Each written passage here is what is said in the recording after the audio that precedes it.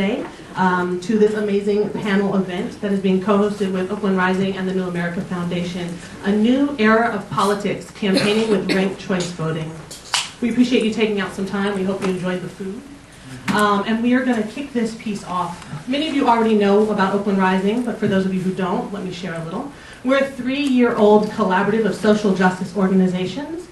We are a multilingual, multiracial, multi-ethnic collaboration that goes out and talks with folks in low-income communities and communities of color, predominantly in East and West Oakland, about the civics of our city to make sure that our issues are being addressed and that our voices are being heard at the ballot box. Our work is to expand the electorate, so we reach out to occasional and unlikely voters and make sure that they show up and vote. The organizations that created Oakland Rising and are now part of the Core Four, the Ella Baker Center for Human Rights, Causa Justa, Just Cause, we have one of their members there. Ella Baker Center for Human Rights, MACA from Salt Lake City. East Bay Alliance for a Sustainable Economy, Kate. Sorry,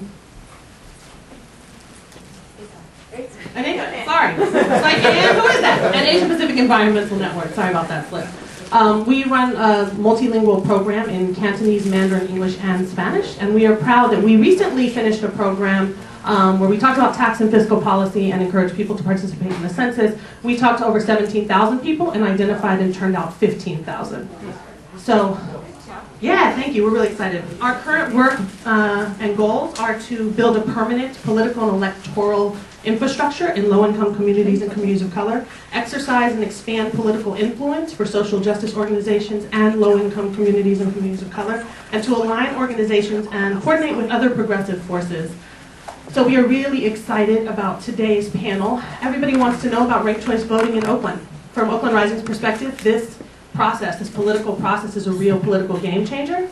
But more importantly, it makes and creates a field by which candidates and candidacies have to think about low-income communities and communities of color as potentially decisive votes, especially with organizations like ours who are educating, mobilizing, and organizing them to turn up. Without further ado, because we want to keep this short and sweet, I want to thank the organizations that endorse this program. If there are representatives, please raise your hand. Alameda County Central Labor Committee, Labor Council, the CLC. Black Women Organized for Political Action's Oakland Berkeley chapter. Bawapa Tile. Alana. National NWPC Alameda North. Awesome. The Sierra Club. Wellstone Democratic Club. Love it. I believe League of Women Voters. Yay! Thank you all for all the. Can we give a round of applause for those folks who endorsed this? Thank you. Awesome. So without further ado, I'm going to bring up Stephen Hill to talk a little bit about the history of how we got here.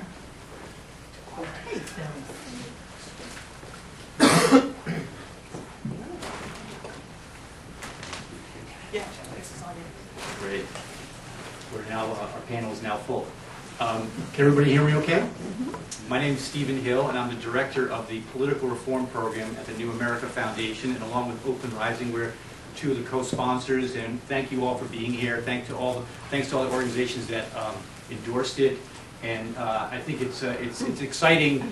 For me, this is kind of a deja vu all over again, because I'm from San Francisco, and I remember in 2004 when we went through this transition, and a lot of interest, a lot of anxiety, people asking a lot of questions, what does this mean? And so we thought what we would do is convene a panel of San Francisco practitioners of the arts, of campaigns, so to speak, both people who have run for office as well as who have run campaigns and been observers of campaigns in San Francisco, to give you the benefits of their knowledge and their thoughts on what you are going to go through. So we're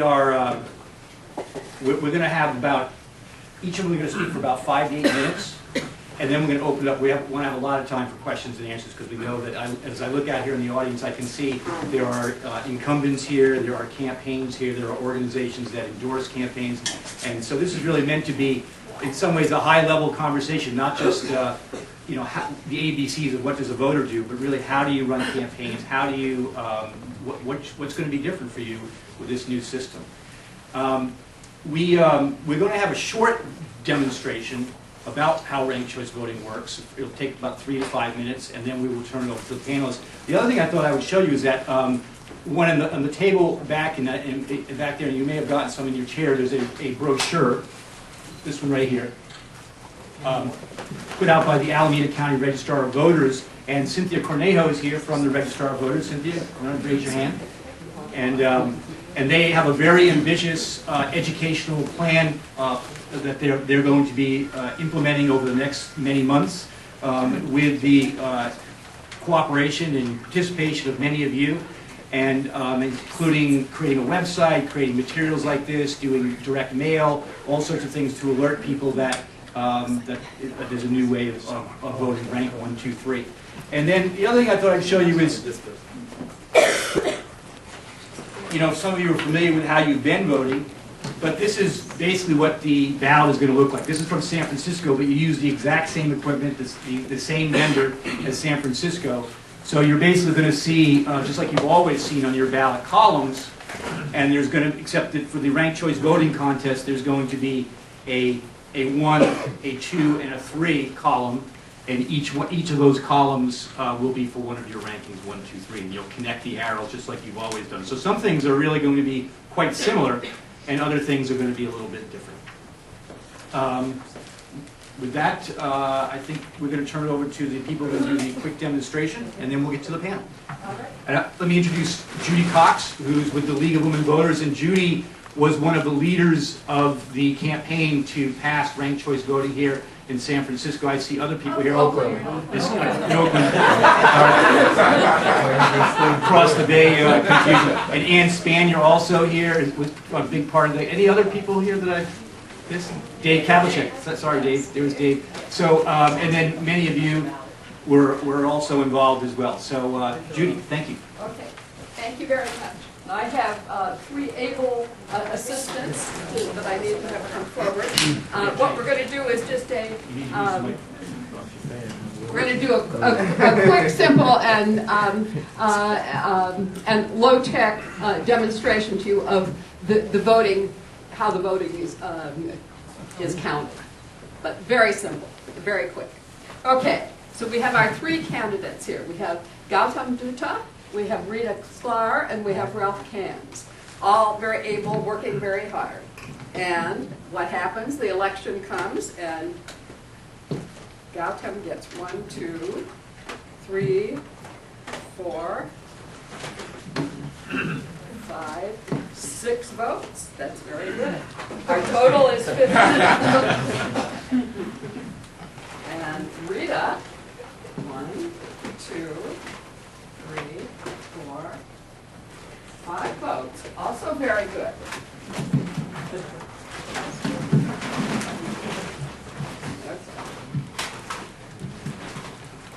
We need 1 more. So we're pretending that this is the 4th one. So Ralph got 1, 2, 3, 4 votes.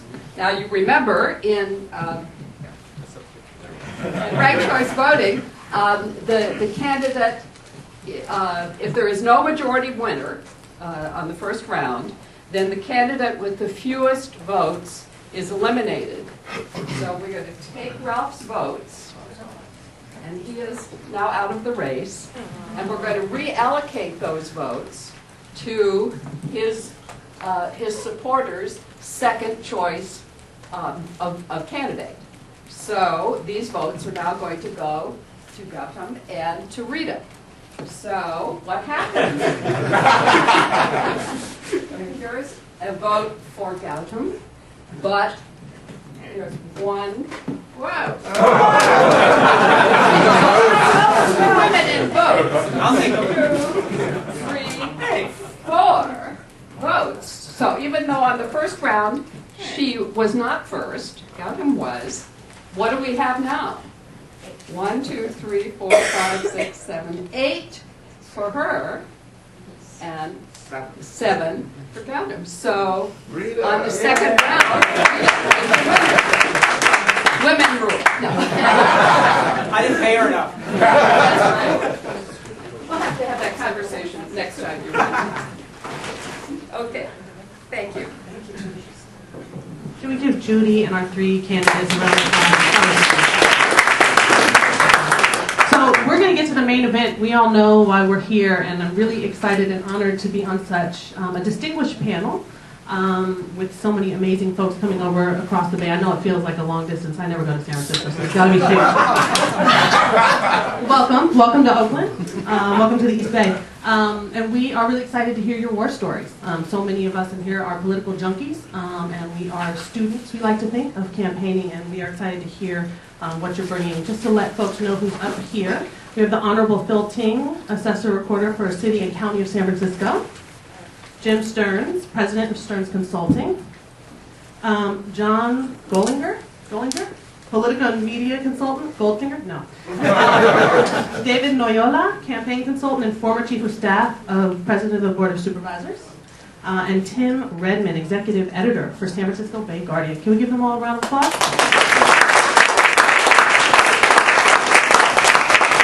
Awesome. So just to prepare you, the way that this is going to work is each person is going to talk for about 5 minutes, and then we're going to open it up for question and answer. So if you have a question and answer, a question that you want answered, write it down. We're going to spend the bulk of the time doing that. So without further ado, Tim Redman, Executive Editor of the San Francisco Bay Guardian, can you kick us off? Thank you. Thank you all for having us here. Now, I've been a big supporter of ranked choice voting for many years. I tell people, if you have any question about whether this is a good idea, remember, ranked choice voting in Florida would have elected Al Gore. And we never would have gone through that 8-year nightmare. And think how much better, although Al Gore had his problems, think how much better this country would be if we hadn't gone through that 8-year nightmare. Ranked choice voting in Florida. The other thing, we were joking about this before the panel started, saying, God, this is a San Francisco export that other people actually want. But it actually has worked out pretty well in San Francisco. In fact, I was talking to my partner this morning. I said, I got to go over, do a panel in Oakland on ranked choice voting and, tell people what that's about. And she said, why? And I said, well, people are confused. It's a new system. And she said, well, they shouldn't be. And, I thought about that on the way over here. I mean, the reality is, this has not been a radical change in San Francisco in the sense that people are not confused. The vast majority of the voters get it. The vast majority of people understand what this is. The vast majority of them like it. We have not had mass confusion at the polls. We have not had stacks of votes dropped on the floor. It has not been, in any way, any kind of the radical problems that some of the opponents said. When we put this on the ballot, we heard people say, voters will never get this. They'll be confused. You'll have problems in non-English speaking communities. You'll have voters who'll go in there and they won't know what they're doing and they'll vote all wrong. And that really has not come to pass. There's been a little confusion, but pretty much people have gotten it. What it has done to San Francisco culture and the San Francisco political culture, I think, has been very positive. Particularly in races where there are 3 or 4 candidates who are roughly of the same ideological bent, where there are, for example, 3 or 4 progressive candidates, all of whom really, really want the job. And think about, we had a race recently for supervisor in District 9, where both Jim and I live. We had 3 candidates. We had Mark Sanchez, who was the president of the school board. We had David Campos, and we had Eric Casada. And David was an attorney who had worked for the school district, was on the police commission, and Eric Casada was a long-time housing advocate and affordable housing guy, nonprofit housing developer. All 3 of them were good candidates. Any one of them would have made a fine supervisor. And I was worried, since they all wanted this job. Nobody was just kind of running for the hell of it. They all thought they should get elected. They all wanted it. They were all raising money. They all had cadres of strong supporters who really, really liked them. And I thought, God, this is going to get ugly. God, this is going to get nasty, because that's the kind of race, like we're seeing with, Poizner and Whitman. People go out there and attack each other, and in old-fashioned politics, that's the way you won. You went out there and you said, you know what, vote for me because those 2 guys are bums. And you tried to knock your opponents down, as well as talking about how good you were. Well, I moderated a panel at the Bernal Heights Democratic Club with these 3 candidates and a few others, and it was remarkable the extent to which all of them said, he'd be a great supervisor. He's a great guy, and I would love to see him as supervisor, but I'd love to see me more, because I would be better. But here's why I would be good, not why he's a chump. All right? The guy who won, we were just talking about this before the panel too, David Campos won. He got second place votes from both of the other 2 candidates. He got more second place votes than either the other two did from his other two opponents. And I think the reason that he did is he went out there and he was a nice guy candidate. He did not go around attacking either of his opponents. And he went to the communities that they were in. Eric Casada was an immigrant organizer and a low-income housing guy. Well, David Campos was an immigrant who came to this country speaking no English at 14, and he went out and talked to Eric's folks, and he didn't say, vote for me because Eric's a bum. He said, Eric's a great guy. And you know, if you like Eric, well, like me too. And then he went to Mark Sanchez's people who were very interested in the schools. And he said, you know, I was an attorney for the schools, and I'm really involved in the schools too. And if you vote for Mark, that's great. He's a good guy. But you get a second choice, and maybe I'm your guy. And it really turned what could have been an ugly race into a much more civil affair. We actually saw that a few years before in a supervisor's race in District 5, where a bunch of the candidates actually got together and signed a pledge. We're not going to attack each other. Because attacking each other doesn't do you that much good in a race like this. So that's one of the lessons that I took away from this. The other thing, of course, people were worried about is the wrong person's going to get elected. You know, all of this ranked choice voting, people will be confused, and the person who shouldn't have won will won. Well, actually, we haven't really seen that much either. We did have a little problem with a guy named Ed Jew. But his problems, I think, go beyond ranked choice voting. Generally speaking, you win in ranked choice voting by getting first place votes. Just like any other election. Really, in the end, the ones who get the most first place votes tend to win. And you tend to see the second place votes come in only in a very close race where there are several candidates who are kind of running in the same spectrum who kind of share supporters. So it hasn't been, in terms of how you run political campaigns, the consultants were nervous at first too. They all said, how are we going to figure this out? Except Jim, he knew how to figure it out from the beginning. But because how are we going to figure this out? Well, you still run to win. You still run to get first place votes and to be the person on top. But you also run to say, if there's other folks out there who are going to pick me as second choice, I really want them. So I really want to run to the broadest possible constituency. I want to reach out to communities that I might not have gone for before. In an old-fashioned race, you might have said, you know what, I'm not going to get any support over there from those folks. Forget it. I'm going to concentrate all of my attentions on my community where I know I'm going to get votes, and then I'm going to try to turn them all out and get them all to come to the polls. And then maybe if there's a runoff, then in the runoff, just like you have a primary and you have a general, you run to the left or the right in the primary, you come back to the center. Maybe in the general, I'll go and start talking to this community over here. You can't do that with ranked choice voting. You've got to run as broad-based a campaign as you possibly can. And I have to say, in San Francisco, this has been effective. Voter turnout has increased significantly because we don't have those very, very low turnout runoffs, particularly in district supervisor races. All right, in district supervisor races, you're getting elected from a field of maybe 30,000 voters. You're maybe, if half of them turn out, you're getting 15,000. In a runoff, only half of them turn out. You're getting 6,000 or 7,000 voters choosing the next supervisor. It's a very small field, so actually it's helped us a lot with getting more people to the polls, more people expressing their choice. And I think we've learned some lessons from that, most of which are very positive. And I'm probably beyond my 5 minutes, so I'll pass it off to Jed. Thanks, Tim. Hi. One thing I can say has never happened in San Francisco is what happened here where the second place person came in first. We've had 10 elections in supervisor races where instant runoff has been used. In every race, the person who came in first won, and the person who came in second came in second. So one of the things that Tim was alluding to, right now it's 100%. If you come in first, in terms of your first place votes, you are so far the winner in every case in San Francisco. So just to clarify that little event there. But I notice here that the city calls it ranked choice voting, and the fair vote folks call it instant runoff voting.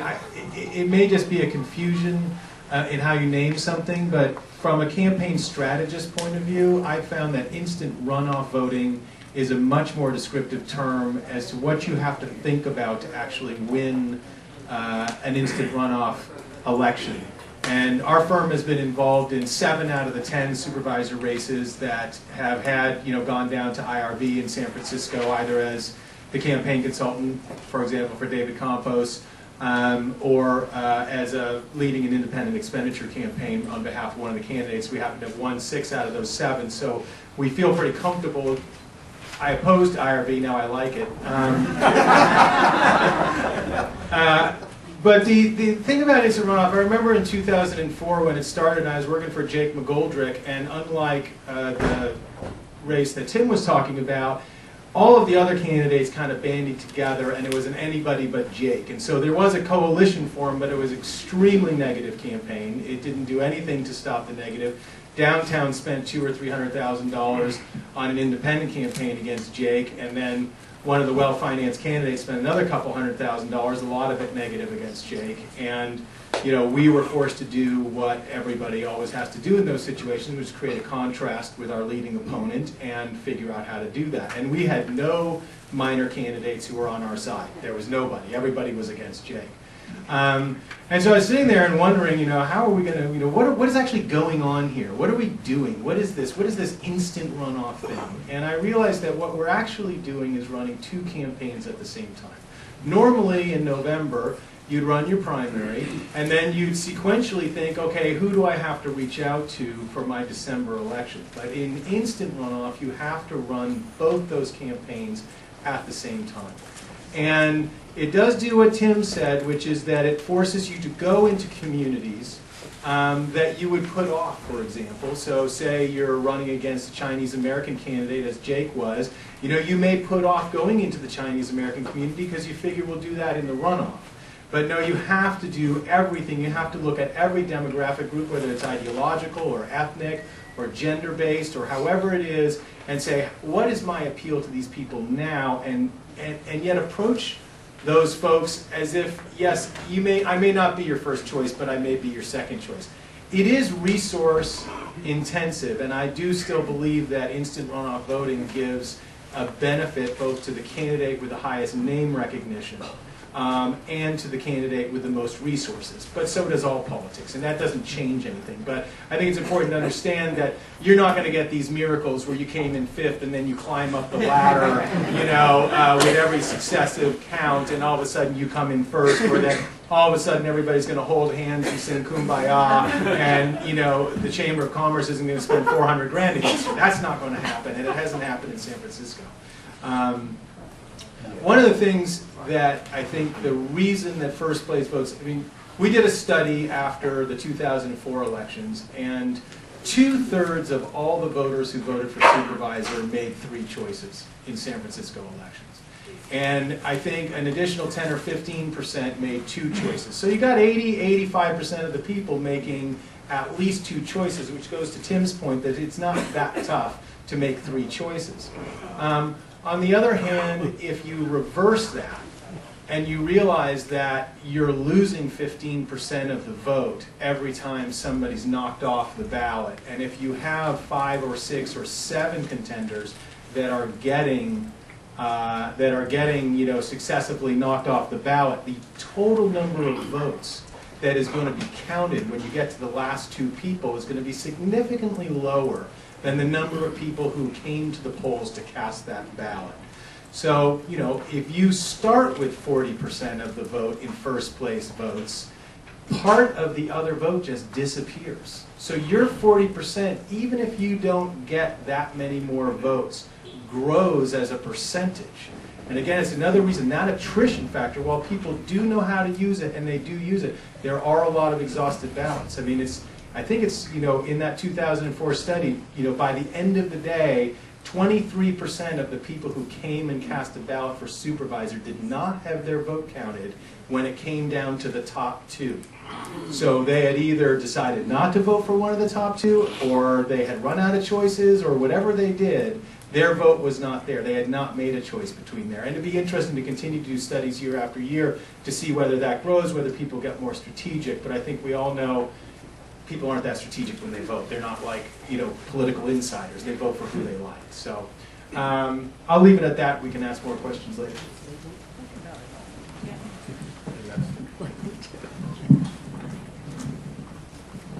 As a matter of full disclosure, I will say I did most recently work for the President Board of Supervisors in San Francisco, but now I work for Jim here. So we share some of the same political experiences. I started working in politics in San Francisco in 2004, and so I came to local politics only in the IRB context and not outside of it. In preparing for today, I did look up the voter information pamphlet from 2002, where Jim Stearns actually took out a paid argument himself against IRBs. Which turned out to be absolutely wrong. Yeah, everything he said, his doom and gloom scenario was not borne out. But I thought I would talk today a little bit about yeah, no problem. A little bit about the practical aspects of endorsements from the perspective of a campaign, and also from the perspective of endorsers or endorsing organizations, and how that has looked in the few campaigns that I've had the opportunity to be involved with in San Francisco. From the campaign level and from the endorsing organization level, a lot of practical questions arose at least in 2004 and 2006 about how to handle IRB. Endorsing organizations often ask themselves, or we found asking themselves, are they going to rank? Are they going to, or are our board members or our PAC members going to support ranking all three positions? That's the first thing that people ask themselves. And what's the strategic impact or outcome of ranking more than one person? I think that from a campaign perspective, the candidates that we represented in 2004 all thought that the best thing was to try and get a first place and only a first place, and block any second or third place endorsements in order not to dilute the power of an organizational or an individual endorsement. We've seen individual ranked endorsements in San Francisco too, where an existing or a standing elected has endorsed a few people. Or does an organization choose to endorse 3 people unranked too? We've seen that too, and what the strategic impact of that is. A lot of the challenges are technical, really, which is endorsing organizations or boards of those endorsing organizations have to figure out what requirements they're going to put on the people that they endorse on how they list that endorsement, right? So we found people who had received a second place ranked endorsement, say from the Richmond District Democratic Club, if we're talking about District 1, our DDC wasn't very clear about how you list that on your literature, right? You say you're endorsed by the Richmond District Democratic Club, and a voting population that is not familiar with ranked choice then assumes that you're the sole endorsee. So that was a little technical thing that actually went, that did cause some problems, at least in the first year, although organizations eventually got fairly comfortable with it. From the candidate perspective, there's also a little bit of anxiety about what to tell your supporters in endorsing organizations. You want to, again, are you going to push your supporters only to endorse in first place, or are you also going to suggest that are you going to suggest the second place person that they then vote for after they endorse you in the first place? So there's an interesting strategic consideration there. One interesting outcome that we saw in our most recent go-around with IRB and supervisorial elections in 2008, we're representing Supervisor David Chu, my other former employer, and now president of the Board of Supervisors, who was seeking the endorsement of the Democratic Party. The Democratic Party ended up endorsing, much to our chagrin, a second place as well as a first place candidate. David Chu was endorsed first place, and Denise McCarthy was endorsed second place. And our strategic goal going in, was to have a first place endorsee and have that be it. An interesting impact of that was that in the slate material that was then produced by the Democratic Party that featured both David Chu and Denise McCarthy, a longtime activist in the neighborhood, District 3, covers North Beach, Chinatown, Nob Hill, Telegraph Hill, Russian Hill, and a very well-known name, ended up, there was this funny impression of a cross endorsement in some areas. People that knew Denise McCarthy's name and knew her reputation as a neighborhood activist ended up seeing her on the card, and anecdotally we understood that people said, Denise is interesting, and we don't really know this David Chu guy, he hasn't been here as long as Denise has, but they're sharing a space on a single card. And so it was perhaps a positive outcome of what that we didn't intend, and that we actually sought to prevent initially. But so that was one sort of twist that we found interesting. So while there are first practical considerations on behalf of and strategic considerations on behalf of campaigns and also endorsing organizations, there are also these sometimes unforeseen outcomes, and they're a little bit hard to plan for. We found the practical ones got worked out fairly quickly. I found that in the subsequent elections after 2004, organizations had amended their bylaws to make sure that how people are listed as endorsees are fairly clear. So I'll leave it at that and give it to John Bellinger and see whatever questions come up. Hi, and thanks to Steve Hill and Esperanza for putting on this panel and inviting us.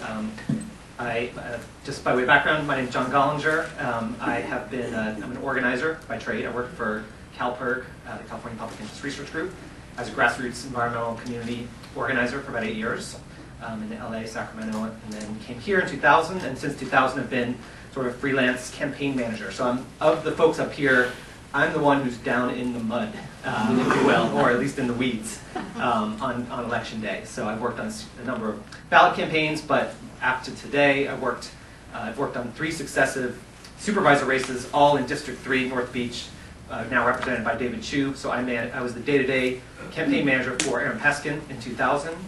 His re-election campaign, I ran the field operation for the final phase in 2004, and then I was the day-to-day campaign manager working with these two in 2008 for David Chu. So I got the experience before instant runoff, the first time instant runoff took place, and now a year and a half ago, the first election post-instant runoff in the same district. So for questions, if folks want to know from a sort of campaign director point of view, how you, I'll talk a little bit, but how you orient volunteers, educate voters, train the candidate, and how things change over time. I'll speak a little bit about it, but I'd be happy to take questions on that.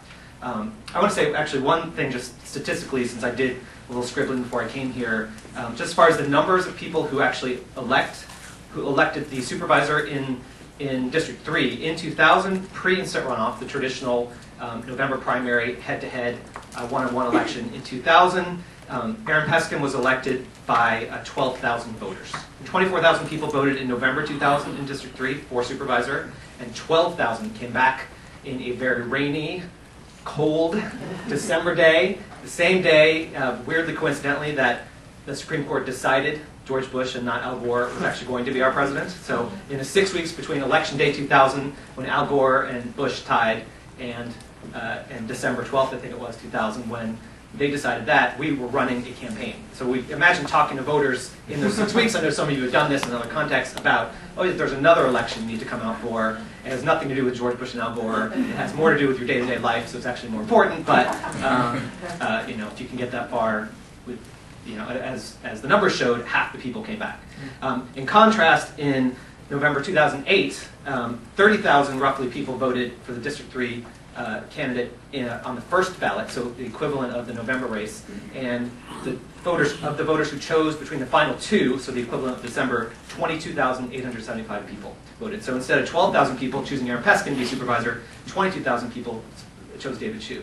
So to the extent, certainly that sort of gives you more investment in democracy. I imagine at some level it's actually more actual people choosing you. That's meaningful to the politician. It's meaningful to doing the job. I want to just talk for a couple minutes about, so on the ground, my experience doing voter outreach, voter contact. So in all 3 of those races, my training as an organizer, we ran really vigorous field operations. Also in all 3 races, we were the less funded candidate, didn't have Chamber of Commerce on our side. They were hitting us over the head and running against candidates with tons of money with a lot more to spend on mail. So we ran vigorous phone banks in all 3 races, staffed by volunteers, in some cases staffed as well. Your job in contacting voters in any race is to identify them as supporters or not, to educate them, and to persuade them if they're not already on your side. So difference between ranked choice voting and not in identifying voters is in a non-ranked choice vote race, if someone's with you, they're in the bank. If they're not, you don't care about them, more or less. If they're undecided, you put them on hold and you try to come back to them once or more.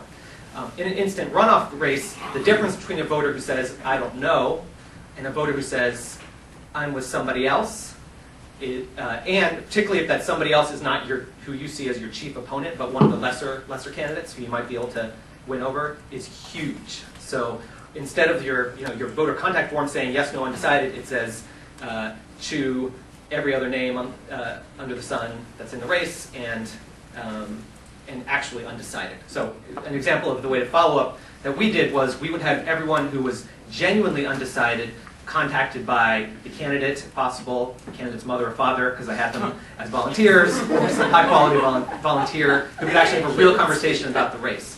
The candidates who were with somebody else, we would treat more delicately, and we would come back to with people who had a more sophisticated understanding of how to explain why, just because you're with Denise McCarthy, that means you have a second choice, and here's why, and talking through that.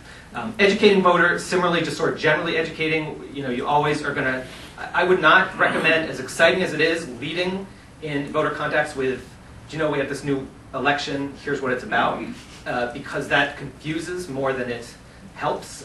Talking like you would in any election about the importance of this race, why they should vote for your guy or gal, and then being prepared with a handout. We always had a picture of the ballot similar to what Steve held up on the wall in the office, as well as on tables and ironing boards for folks who are in the field.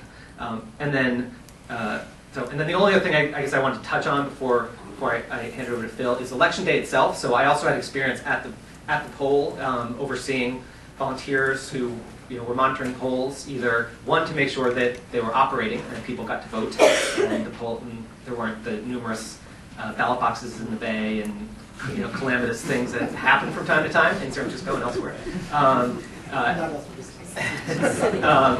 And then to turn out our folks to make sure to check at polling places to make sure our supporters who we identified voted, and if not, to go knock on the door and drag them to the polls.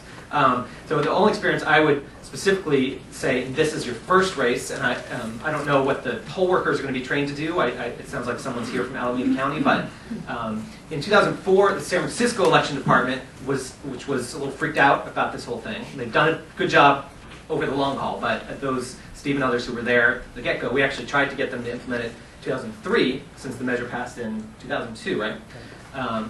Which they resisted. But in 2004, they trained their poll workers to, and they had the ballot machine spit back out the ballot if voters didn't rank all three choices. Now, there's value to that, because of course we all want people to use their choices, but the poll workers were not trained properly. So what I heard and had to deal with was poll workers looking at the ballot, which is a violation of privacy, and then sending sweet old ladies or people who didn't speak the language the poll workers spoke back to the booth. And the concern being, particularly at the high density, more sort of low income, progressive precincts that we cared more about, those people would simply walk away. So in terms of educating the election department, the poll workers, and then what you're doing on election day, look for that. There's a line only so far you can go, but you can certainly alert the elections department if they're crossing that line. 2008, really the biggest issue was turnout and making sure the polls were functioning. We didn't have that issue, but there was the issue of people having to wait so long that they just walked in there, picked Obama, and left was a big concern. So wanting to just sort of the general, make sure every polling place is working, flowing, and people aren't leaving because they're tired and hungry. Those are a couple notes from the field I wanted to share with you. Thanks very much. I'm just going to stand because I can't see people in the back. So I have a unique perspective since I was a candidate in a ranked choice, in a contentious ranked choice voting election. But prior to that, when ranked choice voting was first being implemented, I was the executive director of the Asian Law Caucus. And we have a long history in advocating for voting rights. So the one thing I would talk about that no one has really mentioned has been whether ranked choice voting enfranchises or disenfranchises communities that haven't traditionally turned out. So I think that that's what the literature espoused and talked about.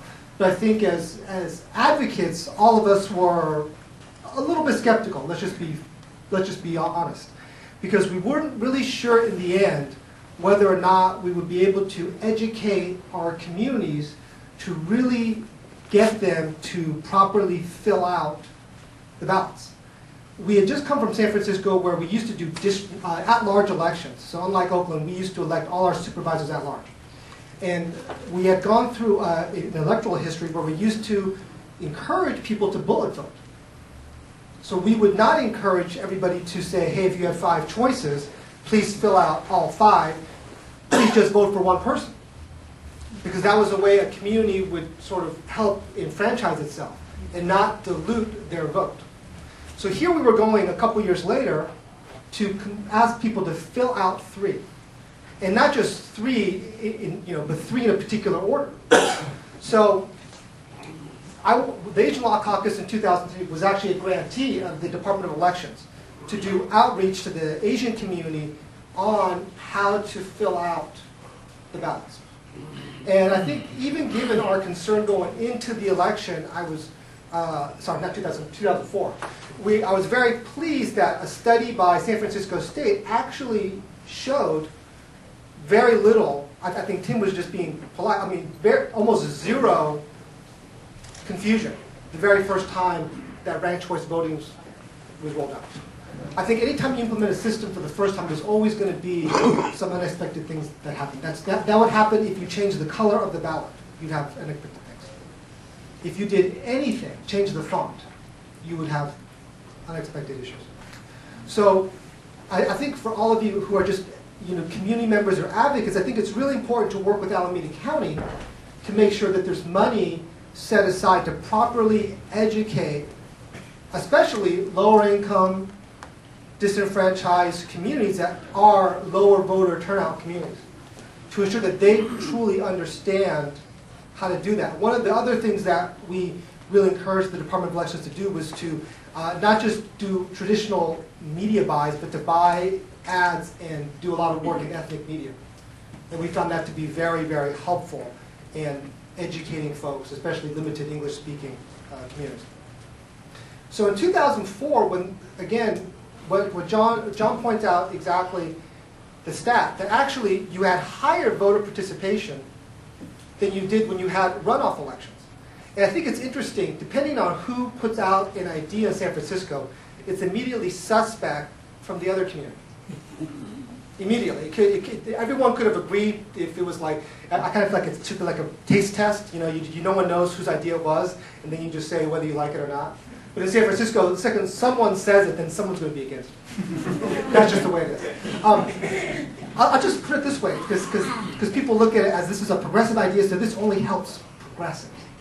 And I think Jim pointed out very, very clearly, this doesn't change campaign mechanics. Campaigns are still about talking to voters, doing voter outreach, convincing the most number of voters to vote for you or to vote for you, period. Part of that campaigning is raising money. Part of that is getting a lot of volunteers. All those mechanics are exactly the same. Endorsements, all those are exactly the same. That's the change. What I would say is, and I haven't done a total analysis, I'm just speaking off the top of my head. If ranked choice voting was actually implemented in 2000, I think we would have had a completely different board of supervisors. If you look at which supervisors were ahead in 2000, many of the people, not many people, I can think of at least, I think, 3 supervisors that had more votes in November than the person they lost to in December. And so it's interesting, and those were not progressive candidates. So I think the system is just that. It's a system which increases voter turnout. That's one. 2, it reduces the cost to run an election. That's 2, and I think that's why people support it.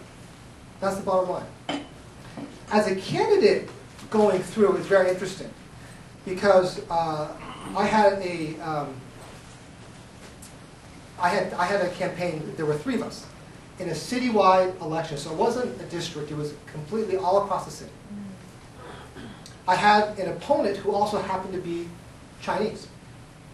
So in a historic way, you would look at it, you would say, oh, well, you don't want to have 2 Chinese candidates running against each other because it's going to dilute the Asian vote in San Francisco. And we didn't find that to be the case in my election. And in fact, what we did as part of our campaign, I think what many people do in the campaigns, as long as that person is not necessarily your main opponent, you actually reach out to them and the entire community to say, hey, fine, if you're going to vote for Joe first, that's okay, just vote for me second. And that's how the communities have been able to keep their votes enfranchised. I know Ed Ju's election's a horrible example. So I mean, besides the actual result that occurred in terms of electing Ed and whatever happened afterwards. If you look at that just from sort of a voting rights perspective, you have the one district which has the largest concentration of Chinese Americans, Asian Americans in San Francisco. At that point, it was the only supervisor that was Asian American from San Francisco came from that district. So you had one non-Chinese person running against, I think it was 6 or 5 Chinese American candidates. Which in a historic way, you always get worried. I mean, let's say there were just more than 2 non-Chinese. You get worried that no one person could make the runoff. That no one would make the runoff, so the community completely loses its voice because it just gets diluted.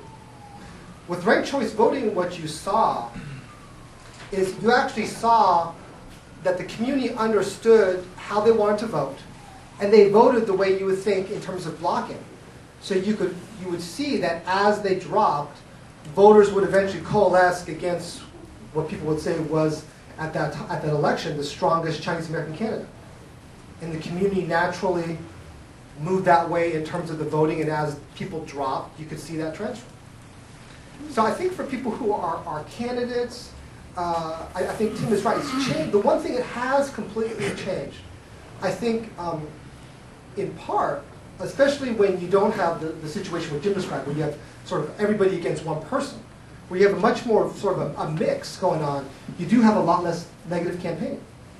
Because as you go through the election, you really don't know who might be your main opponent. So if you end up picking the wrong person as your major opponent, that's where you could have got a lot of second place votes, then you automatically just saw yourself in the foot. So it has, I think, definitely reduced the negative aspect of campaigning. And in fact, it has the opposite intent where you actually almost, as Tim talked about in the David Campos example, you're out there actively reaching out. Whereas before, you didn't really care because you're trying to get your votes and you're trying to get through November so you can get to December. And then at that point, you're going to figure out who you need to reach out to. Well, as Jim described, you don't have that luxury, so you got to do both. You have to go get your #1 votes, and you have to figure out, well, what communities do I have to reach out to? The interesting thing about my election was the community actually, just in terms of percentage, I did the best in. On a first place ballot was actually the LGBT community. Part of that was I ended up getting the endorsements of both of the LGBT Democratic clubs, which almost never happens. I happened to get most of the elected LGBT officials behind me, and I got both papers. And so again, it's interesting that when you're able to kind of bridge into another community, and they actually end up block voting for you, how that is a tremendous help through this process as well. So again, just happy to be here. Thanks for putting on this panel. What I would say is all the things that Jim probably wrote in 2004, the gloom and doom scenarios never did really occur. Sorry. Yeah. I'm paid to be a columnist. So I'm sure that there is some level of anxiety out there as you're going into the system. And what I would say is, really, none of that came true. Thank you. Can we give it up for our panelists? Super helpful. We're actually going to do a series of question and answer. I'm going to give the first to Stephen Hill from the New America Foundation, and then I'm going to come stand there. So if folks want to start lining up, that's probably ideal. Thank you. And we'll have, when you do your questions, we'll have you use the microphone too, because we're videotaping this and we want to get everything recorded. So thanks, gentlemen. That was really fascinating for me to listen as a long-time student of this system and hear you all talk about it. And well, let me ask Phil, and some of you also could weigh in on this. When I look at the San Francisco Board of Supervisors right now, 7 out of 11 of the members are minorities, the most in San Francisco's history. And thinking about your race and also the Ed Ju race in District 4, the District 9 race, I mean, one of the things that I remembered about your race and the Ed Ju race is that the Asian groups themselves did not have consensus. They split. You got some, Ron Chun got others, and yet clearly there was an Asian vote. So the voters figured it out even without that kind of signaling from the organizations they tend to listen to. Could you comment on that? I mean, did you do anything in your campaign to try and cultivate #2s from Ron Chun specifically? How is it that voters are figuring out in your race and Ed Ju's race in District 9, they sort of figured it out too, so Jim or David, you might have some comments on that. I mean, how is it that voters are figuring out, even when organizations split their endorsements, and so the voters don't have the unanimity of opinion that they often listen to in these sorts of things? Well, let Phil go first, yeah. So I was just going to say, I think in terms of My election, David Latterman, who's sort of a demographic political consultant in San Francisco with Fall Line Analytics, did a study of actually my race and analyzed which people put, Ting Chung or Chun Ting first, second. So basically looking at what was like the Asian bloc vote. And if you look at it, it's probably hard to see from here. The green and the blue sort of signifies where people did that in higher numbers than not. And if you look at it, that's exactly where our communities live. That's exactly where our communities come from.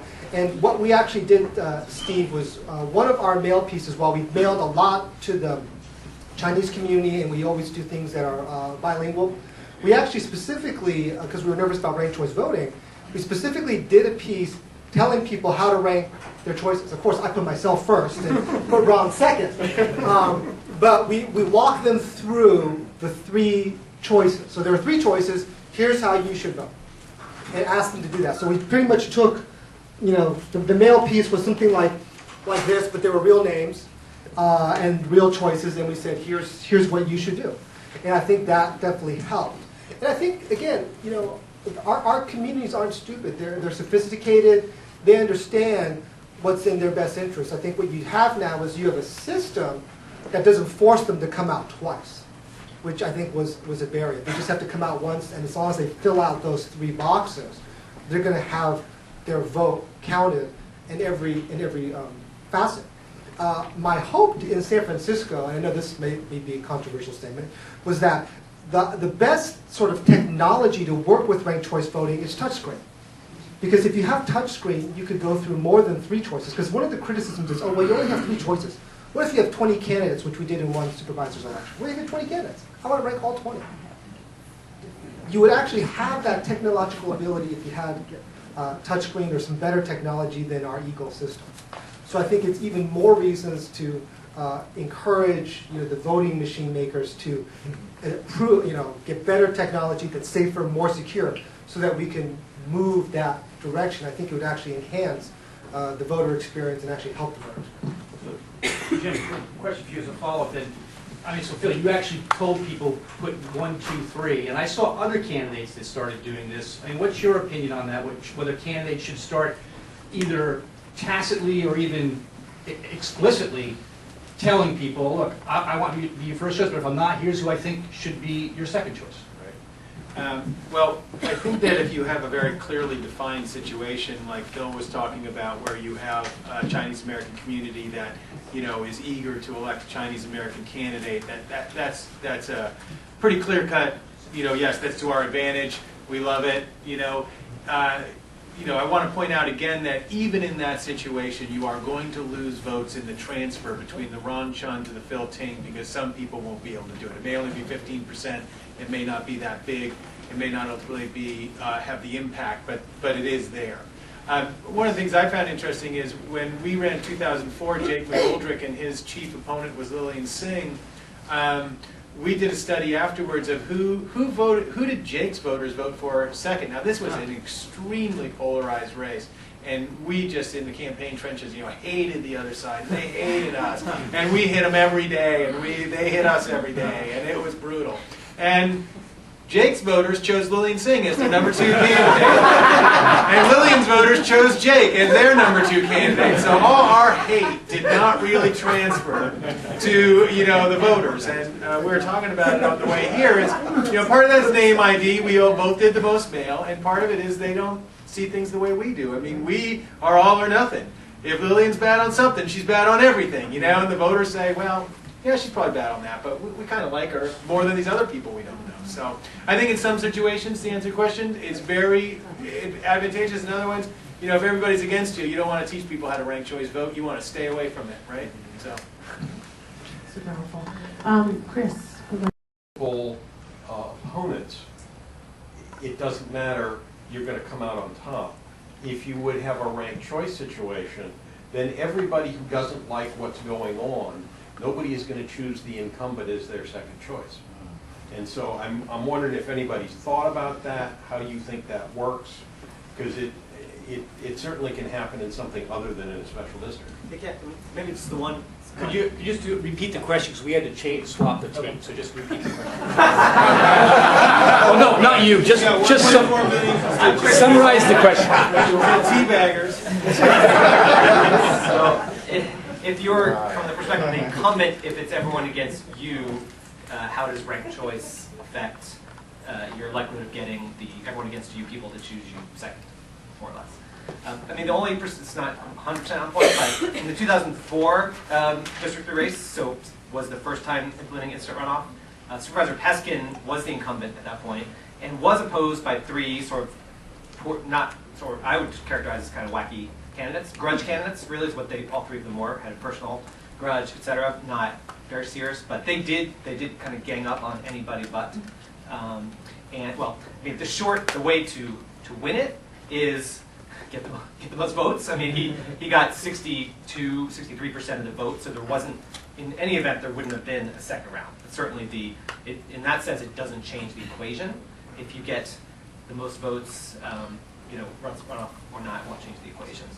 The other, though, I suspect, I mean, I don't know if there's a study that's been done on this, it still would break the same way it would without instant runoff, which is voters who are going to vote for a second choice want to choose someone they know who they are. So if they've chosen one of the teabag or grudge candidates because they know that, because they want Senator Peskin or Senator Peoples, they're still likely to choose Peoples over absolutely, Mickey Mouse or whoever the completely unknown person is.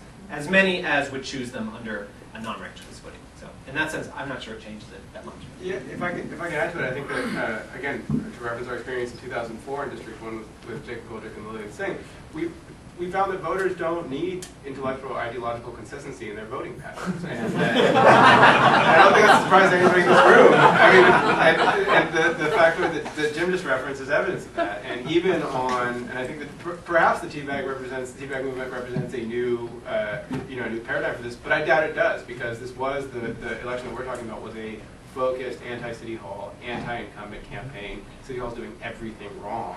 And it wasn't just one candidate, it was every other candidate took aim at the incumbent. And we found that, I remember leading up to Election Day, I was thinking, the IRB is actually an Incumbent Protection Act in some way, because name ID has so much value, and that was the outcome, was that there were things that people wanted to see changed in their representative, but not so much that they wouldn't rank him second.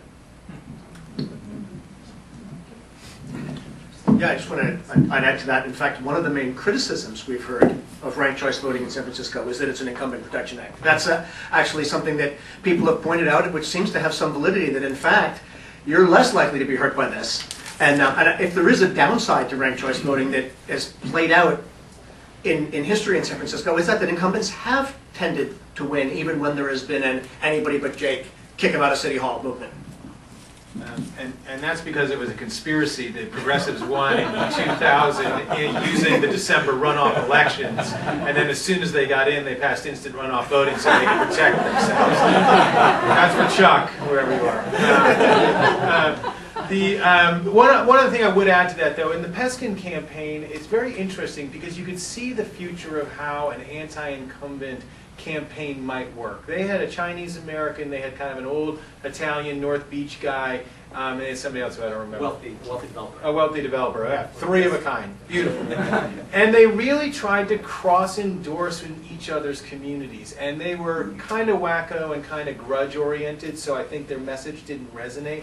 But you could see knocking off an incumbent if you were clever, and if you picked your coalition well, and you went in there and you said, okay, this district is, part Asian American, it's part Latino, it's part Republican, and we're going to knock this guy off, and what we're going to do is go run credible campaigns in each of our communities, and then we're going to cross-endorse each other, and we're going to try to create this idea that, we're going to go do that. You could see that maybe working when your electorate gets more used to it, and if you had the right candidates. It's a lot of coordination. It is, but it's an interesting strategy for those who don't want you. Thank you. If you could point your question to two people, that'd be awesome. I find that hard, but I'll point at Tim. Nearly 30 to 40% of Oakland voters, and I think it's similar for the county as a whole, vote absentee. And I'm wondering whether there's any studies or analysis that have showed that the absentee voters' votes come out differently, whether or not they fully rank because they're not at the polls where their ballots can get kicked out and they'll have to go back and fully rank them. What does the absentee, how does that interact with ranked choice voting? Well, it's a really good question, and I think that we have the same situation in San Francisco where a large percentage of the voters now vote absentee, and I have not looked at any studies on that. I would guess, just off the top of my head, that if you're sitting at home filling out an absentee ballot, you're going to have more time and you're more likely to fill out all three. But I don't know, does anybody else have studies on that? Yeah, the San Francisco State University studies, I did 2 of them, and they showed between absentees and election day voters, there was really minimal differences between understanding, number of rankings used, all these sorts of things that we all wondered about. There really wasn't any particular difference that caused you to, either be alarmed or think there's something to exploit here in any way. So that was a study in 2004 and 2005. I guess, Phil, I actually had 2 questions. I think they're really quick, First one is there any difference in outreach and education depending on which community you're going to in terms of what's most effective? And the other question I had was probably for Jim, was just comparing a race with 3 candidates versus 15, how much different is it in terms of how you run it? I would say the main difference that we do to different communities is language. So if you're doing the Latino community, you're doing English and Spanish, you're doing Chinese, you're doing English and Chinese. Those are the 2 dominant languages in San Francisco other than English. So I think that's the main difference. I think besides that, I mean, the fact that I'm Chinese American makes a difference in the Chinese American community, but I think there's no other difference. I think in terms of a political approach, I think because I'm Chinese American, that we obviously just spend more time in that community, talking to the community to get them to turn out and to come vote for me.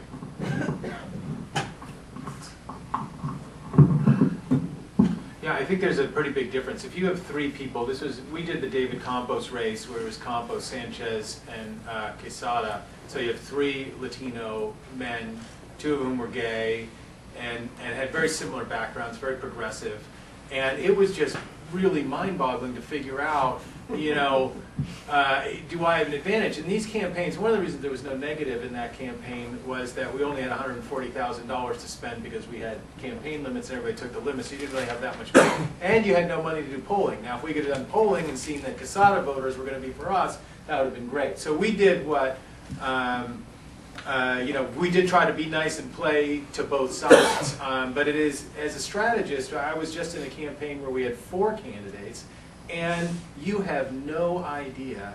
Everybody's about to get 20%. That's all you know. It's going to be the luck of the dice whose votes are going to get lost and who you're going to get. And you just have to, stick with it and stick with it and stick with it and try to reach out to all those voters. And maybe things become clear that someone's going to be at the bottom of the heap, and then you can really go after their voters. But it's very difficult. The 15 people, there's not going to be hardly any votes counted in there. You just go out and get your first place votes.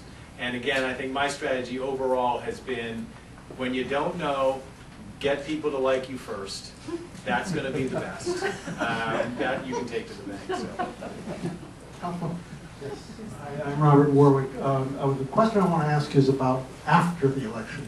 There's some articles I read said that there is some special problems when you have challenges to the election. You have to do a recount. Could you comment on what kind of problems you might run into that are specific to ranked choice voting with respect to a recount? I happen to bring that up in my paid argument against instant.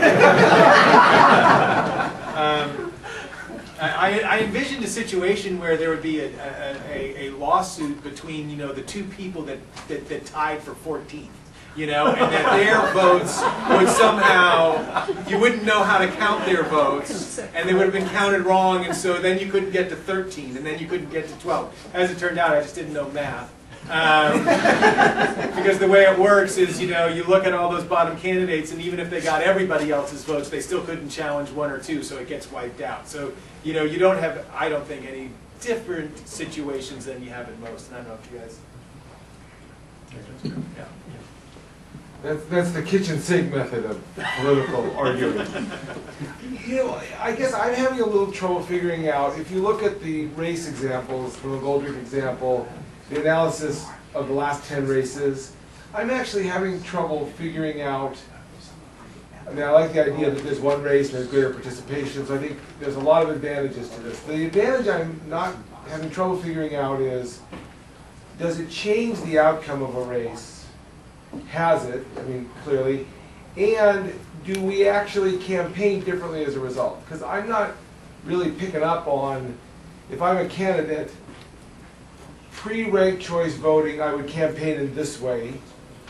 Post-ranked choice voting, I would campaign in this way. It seems like it's the same campaign. Well, in many ways it is. And I will let the consultants address most of this, but just from my watching campaigns, in many ways it is, because you're going for first place votes.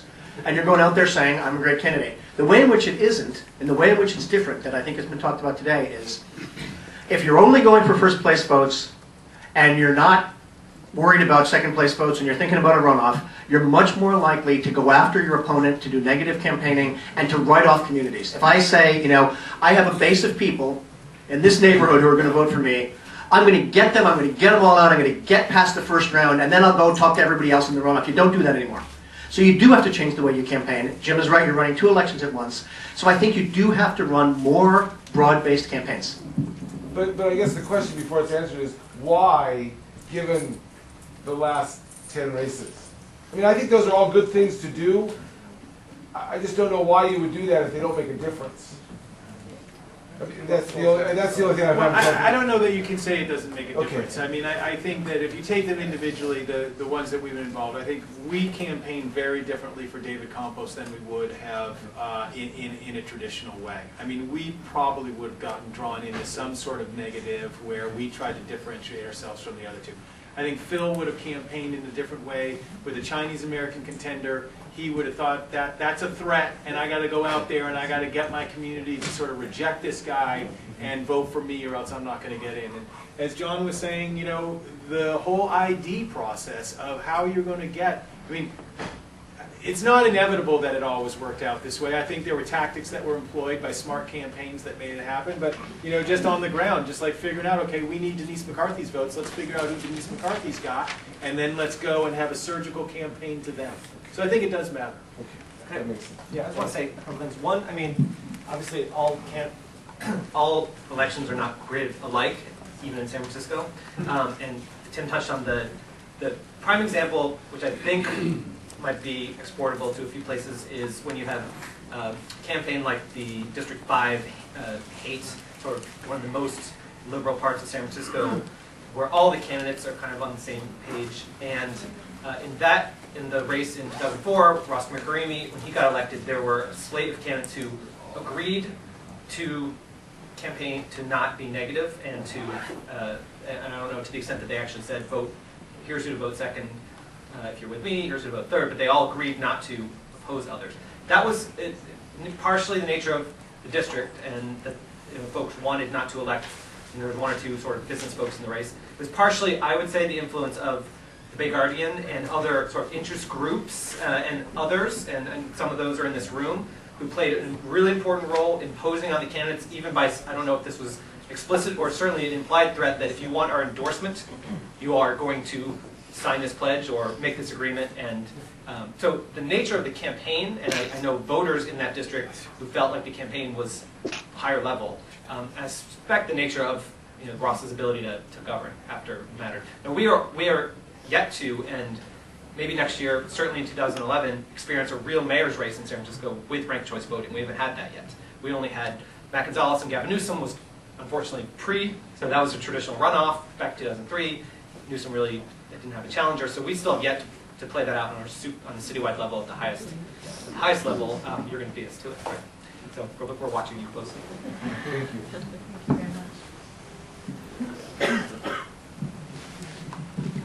What if there is a position that there are 3 candidates for, and the voter can only stomach one of them?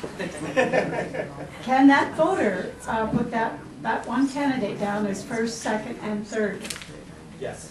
Can you do it for a second? The answer to that, I mean, a little bit depends on the system. Certainly, if it's, if, as Steve said, if it's exactly the same machine, the same voting mechanism, the answer is yes. The voter can physically fill out Chris Peoples, Chris Peoples, Chris Peoples. The reality is that number 2 and 3 will never get counted. So it's, it has no effect one way or the other. The only downside is if the election department does something wacky like spits it out if you do that, because I think that also happened in 2004. If you filled out the same person more than once, it spit it back out. Assuming that's not in play, it doesn't hurt. Now, it's not recommended, so on the campaign level, candidates have to make this decision when you say, how do I vote if I only like you?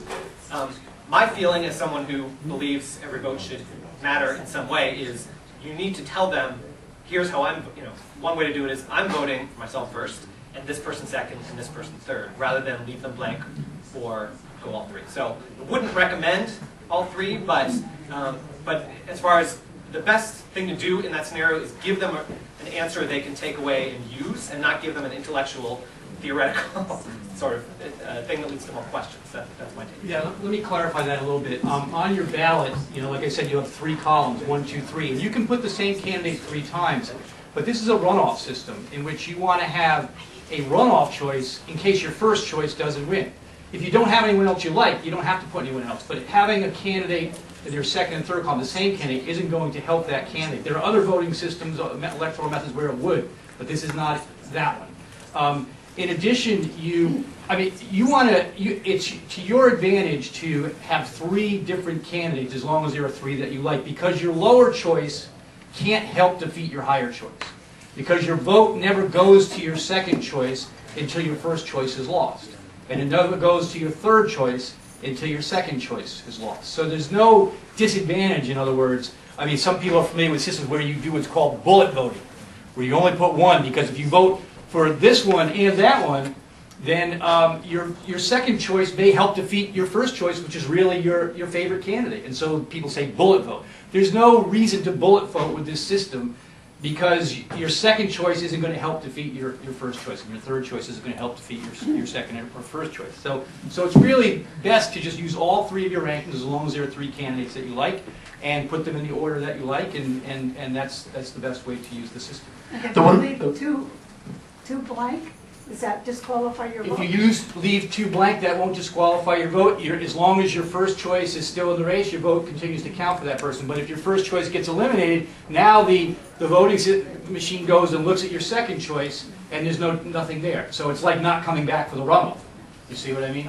So that's why there's no reason not to. The flip side of that, of course, is for people who are doing endorsements, whether they're political clubs, individuals, in our case, a newspaper. And I've heard this argument, if I really, really want Jim Stearns to get elected, and I endorse him, and then I endorse David second, and I endorse John third, even though these guys are bums, I do not want them in office for any reason. My God, they'd be awful. But I put them on for that exact reason. The problem is, people then take the slate and they say, the Guardian likes Stearns the best, but they kind of like the number 2 guy, so you know what, I kind of like David, I'm going to put him in first.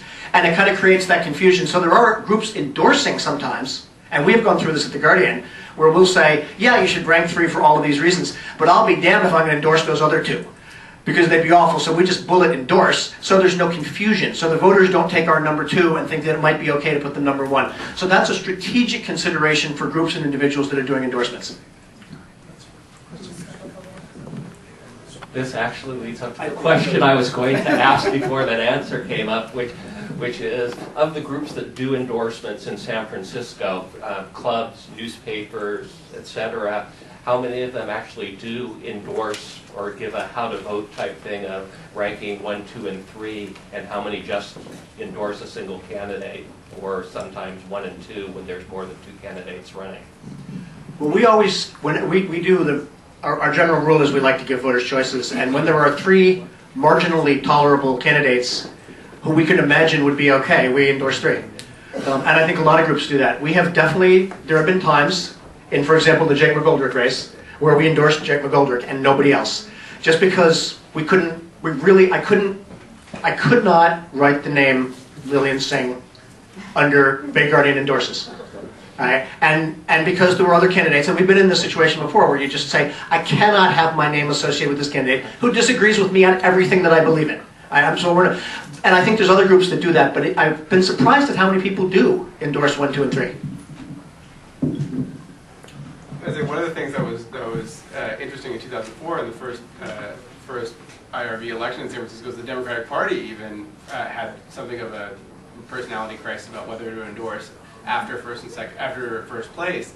The Democratic Party strong supporter of IRV in 2002, I believe, certainly had endorsed it, and then it was the pressure that I was describing earlier about whether candidates tell their supporters on a given board or endorsing committee what to do after they've endorsed them first. And I'd say the short answer is it varies. We see it every election still until today that the Richmond District Democratic Club does 1 and 2 but not 3, or just 1.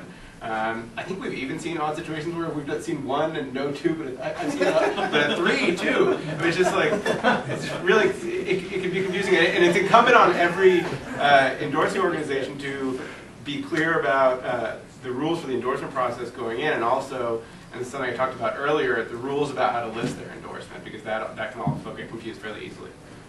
But one thing you might think about as a candidate or as an organization is you can team up with a lesser candidate and they can give you the votes to, for example, get the Democratic Party #1. If you commit to them, that you'll get them the Democratic Party #2. And that's a really good strategy, and it's another reason why I think under instant runoff you would never find that usually any other time. But if I'm not really that scared of an opponent and they're kind of ideologically like me, why not team up with them and I get the #1 and they get the #2, and we're kind of a team from the Democratic Party. It's a good strategy. Hi, thanks a lot for all the good information.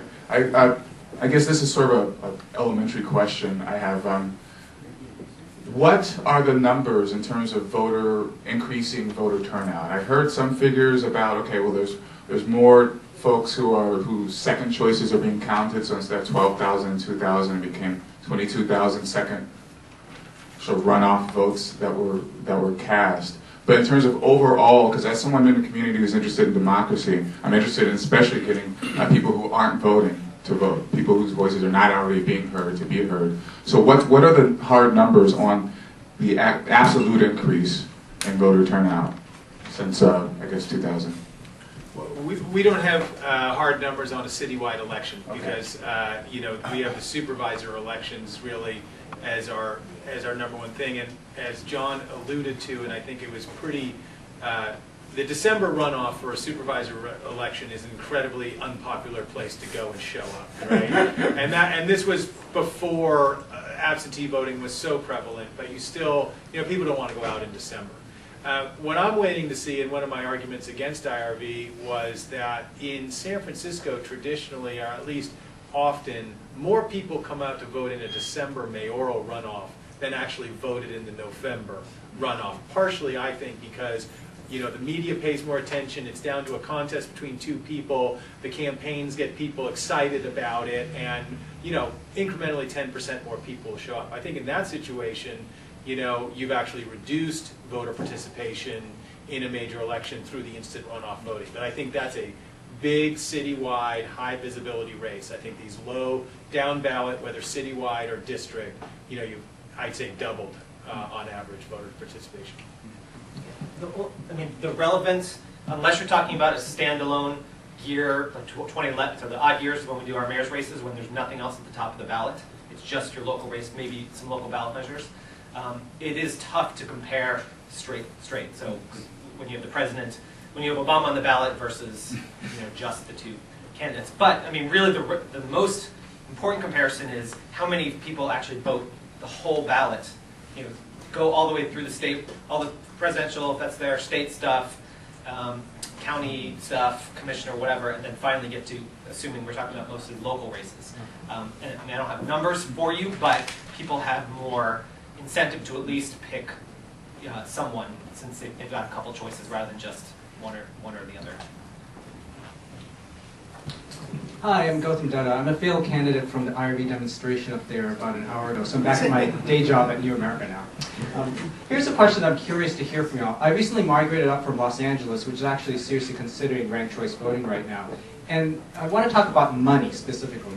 You know, down there, the LA Area Chamber of Commerce has actually endorsed IRV, unlike, say, in San Francisco. And the big reason is because they'd rather shell out money for one election, not two. And I want to talk about that. Namely that by having only one election, could that help, in your experience, has that helped viable challengers win? Because in LA what happens is if you're taking on an incumbent or someone entrenched, your hope is to finish the top two to get to the runoff. But then the problem is you're broke. You have to start over and raise money all over again once you make the runoff, whereas someone who's more established has an easier time. So could you talk a little bit about that?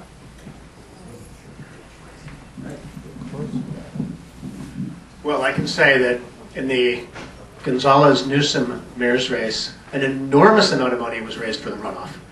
And, the expense of that race went up significantly because both candidates had to go into that last 6 weeks raising money madly, particularly since Gavin Newsom was so good at raising money, and then Matt Gonzalez had to try to match him. And I mean, that was an enormous amount of money. So although Jim says it's more resource intensive in the beginning because you're running two campaigns at once, it may be, and I don't know if there's any studies on this, it may be that in the end, in a high profile race, like a race for mayor, there's going to be less money spent if you're not doing two elections. I'm not sure that's the case across the board, but I certainly think that we've seen in contested runoff races at the top of the ticket, an enormous amount of money is spent and raised fast in 6 weeks. And the problem with that, of course, is there's not time for the newspapers, the voters, or anyone else to figure out who the hell's giving money to who. I mean, there's that money for Matt Gonzalez and Gavin Newsom came in so fast and furious in the first 3 weeks of that campaign.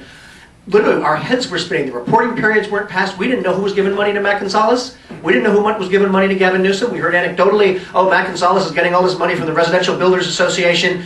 Well, Jesus, how can we find out? I mean, it's crazy. So there is an advantage in the sense that you're not going through that. One of the things that I wish they had done is, in San Francisco, you used to be able to give $500 for the primary and then another $250 for the runoff.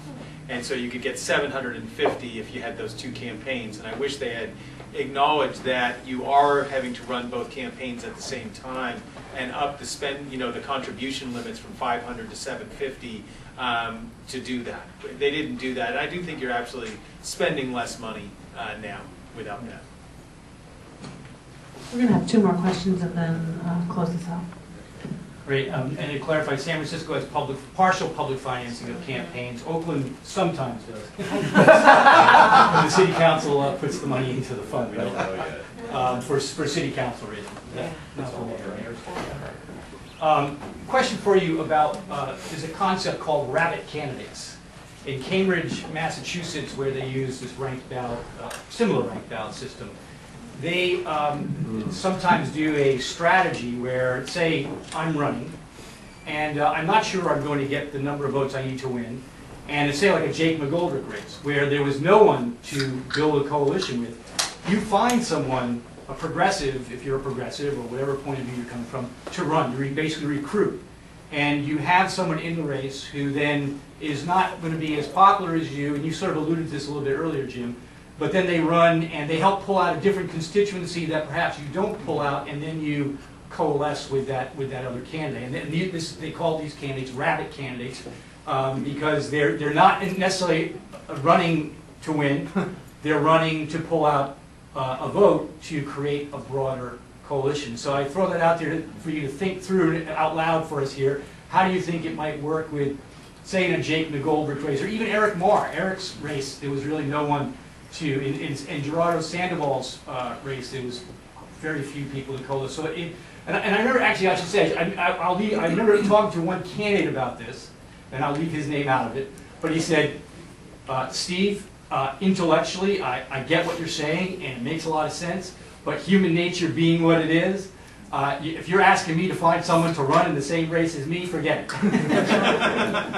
Besides, that guy might get out there and then say, after a few weeks, say, you know, I'd make a hell of a supervisor. I mean, even if he or she did say that, the point is that, you know, as the leading candidate, you have more name recognition, and that person shouldn't normally threaten you unless somehow they have a ton of money to really go out there and campaign hard. So anyway, rabbit candidates, any thoughts about that? No, I mean, I might just say, I mean, certainly in a race where it's incumbent or well-known candidate, and you know the possibility is that no one's going to run against them, or virtually no one. I think it makes ranked choice voting makes it less of a danger and more of a credible ask to say, you know, join the race so we can talk about real issues, and it's not just a you know, it's not just a notion as sort of it is under the old system, but it's a real, you know, you become a real candidate, so you can get real votes, and it makes, I think, the mandate for the person who's probably going to win under any event stronger, and makes the actual election have more validity. And particularly when this is a new system, I think the idea is to get voters, observers, everyone in the habit of participating in ranked choice voting, understanding it from the get-go, and using it every time. So I think in subsequent elections, it will be important to make sure that, you know, enough people are in the race that ranked choice can actually be used, so that people don't forget about it, or first-timers don't have to relearn it down the line. I just wanted to comment on that too. You know, Phil alluded to the fact that in the 2000 elections, had we had IRV, probably a lot of the progressive candidates wouldn't have won. And in fact, when IRV came up, I thought that the progressives were slitting their throats because we had just won in these low turnout elections. The moderates all stayed home. There's more progressives than there are conservatives, so we, you know, did a better job at pulling out our people. And I tried to convince my fellow progressives that, in fact, that strategy of rabbits is exactly what the downtown and the Chamber of Commerce would do, because it's a great strategy to have people that could appeal to different ethnic groups or different ideologies go out there and then come behind a leading candidate. And no one has done it in San Francisco. I think it's more likely to be done by well-financed business interests, not necessarily, but that's the way I saw it. So, but just another thing I was wrong about. Finally, I just wanted to see if anybody wants to address the lawsuit that was filed against IRV. So far, that he's lost in court. No, we lost. We have it right here. Well, what about his arguments? Was there anything? No, the arguments in the lawsuit, this is Dudum v. Arntz. The arguments seem to be around the limitation of choosing 3 candidates as opposed, and you in San Francisco, as I believe in the recently authorized election structures out here, you can only choose 3 candidates. District 5, 2004, we had, what, 26? And the idea that limiting selection, as Phil Ting was talking about, if you had a different system, perhaps we wouldn't have to limit selection, but the court seems to have held that it's reasonable to limit to 3 just for administrability reasons, and that limitation is not subject to strict scrutiny. So the court's decision, I think it was in April, seems to be fairly strong, and I haven't heard too much. I've heard some rumblings about whether they'll go on appeal, but it doesn't seem like they'd have too much to stand on. So it was largely about vote dilution and what happens after your ballot is exhausted, and the court didn't seem to take up any of those concerns. It was about Ron Dudum is mad that he didn't win. Yeah, actually, Gautam was our attorney who wrote the amicus brief and actually advised the city a lot on their position. So, I mean, 30 seconds to add to, there was no merit to the case whatsoever, in other words. Yeah, basically the judge ruled against the lawsuit, said that there wasn't any legal merit. The other side has, I believe, until Monday to decide whether or not they want to appeal. It's still not clear who brought this lawsuit. You know, Ron Dudum is the named plaintiff, but that he's not the one, I suspect, who's paying the bills for the lawyer. But we'll know shortly if they want to appeal. But they don't have that much legal ground to stand on. In a way, we wouldn't mind if they appeal because it would create even better legal precedent from an appeals court. But it certainly puts IRV in very strong footing. Yeah, the judge's decision was very strong. I mean, it was in federal court, just federal court. So there's a written opinion. Written opinion, yeah. It's going to be published. The judge's decision was very strong. It's a good example of how if you have money, you can hire a lawyer to do just about anything. It doesn't mean you'll win, though. So I'm going to ask one last question because I'm looking around and seeing a lot of my friends who are part of political organizations or apparatuses. And I'd like to know if you could tell us what you think the impact or possibility or power of organizations running independent expenditures in these races is or can be. Well, I mean, certainly, it's another example where it's hard to say that it's changed It certainly hasn't changed for the worse. So in 2008 supervisor races, the business community sort of more or less coalesced. The San Francisco Association of Realtors took the lead. Chamber of Commerce poured money in, and they ran a $1 million plus ad campaign, including television ads, which is pretty unusual, grouping together 3 of the more progressive supervisor candidates and trying to sort of create, I think, anyone but this person, because they're all puppets of Chris Daly. They had an actual Chris Daly puppet hand.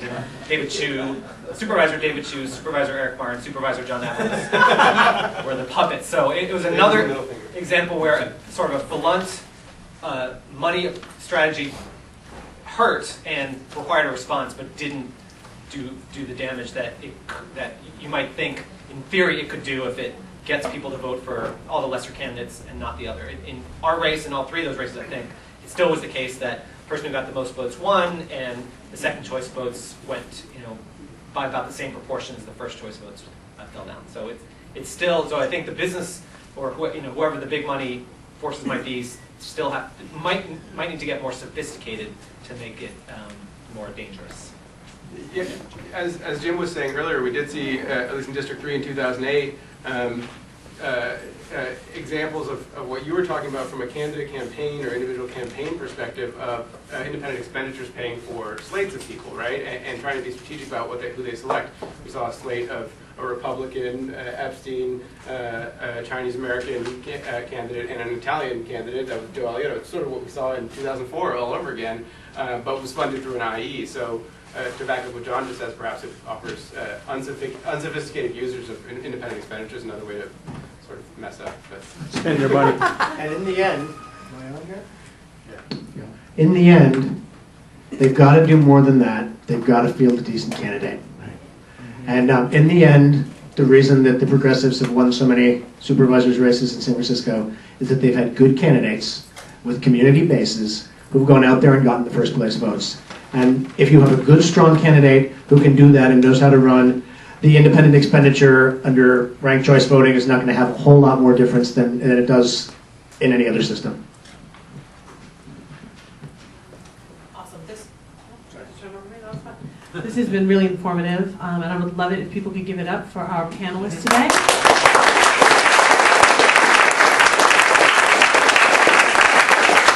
We know it's a lot warmer here than it is, so we invite you to enjoy the sun. And I want to thank the New America Foundation, and thank you all for coming out and spending 2 hours with us. There's a lot of, fair amount of food left over. So